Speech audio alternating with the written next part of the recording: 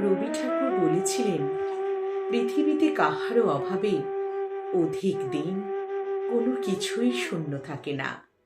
সত্যিই তো, আজ অব্দি দেখি নাই কেউ জীবন থেকে হারিয়ে গেলে জীবন তার জন্য মন্থর হয়ে গেছে।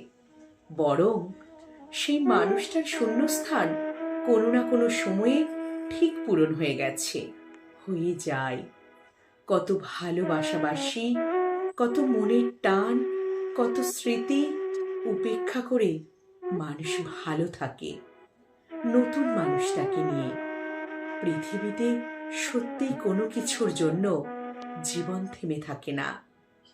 যে মানুষটার সাথে যুগের পর যুগ একসাথে থাকা, যে মানুষটাকে ছাড়া সত্যিই ভালো থাকা যায় না, দম নেওয়া যায় না বলে একটা সময় মনে হতো, সেই মানুষটাকে ছেড়ে মানুষ দিব্যি ভালো থাকে, ভালো থাকা শিখে যায়।